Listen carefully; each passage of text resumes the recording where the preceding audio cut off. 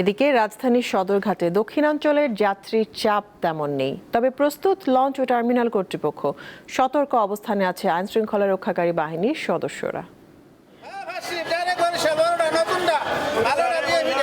প্রতিবছর ঈদ উপলক্ষে রাজধানীর সদরঘাটে দক্ষিণাঞ্চলের মানুষের ব্যাপক চাপ থাকে, কিন্তু এবছর এখনো তেমনটি দেখা যাচ্ছে না। শনিবার যাত্রীর ভিড় ছিল না বললেই চলে, ফলে অনেকটা নির্বিঘ্নেই বাড়ি যাওয়া যাচ্ছে।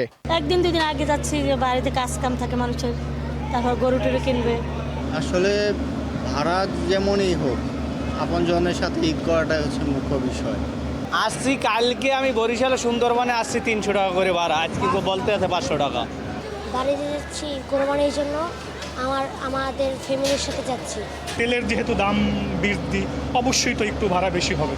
মুসলমানদের অন্যতম এই ধর্মীয় উৎসব উপলক্ষে টার্মিনালের নিরাপত্তা ব্যবস্থা জোরদার করা হয়েছে। বিভিন্ন স্থানে পুলিশ সদস্যদের অবস্থান, যাত্রীদের চলাচল পর্যবেক্ষণ এবং ঘাট এলাকায় নজরদারি বাড়ানো হয়েছে। এই মুহূর্তে যাত্রী চাপ কোরবানির যা ভাবছিলাম আমরা, এই মুহূর্তে যাত্রী চাপ খুবই কম। আমরা ভাড়া বাড়াইনি, আগে যে ভাড়া ওই বাড়াই নিচ্ছি। যাত্রীর চাপ হবে 26 তারিখের পরে, গার্মেন্টস না পর্যন্ত কোনো যাত্রী হবে না। লঞ্চ কর্তৃপক্ষের আশা, রবিবার থেকে যাত্রীর সংখ্যা বাড়বে। এ লক্ষ্যে তাদের প্রস্তুতি রয়েছে। নূর আলম, দীপ্ত সংবাদ, ঢাকা।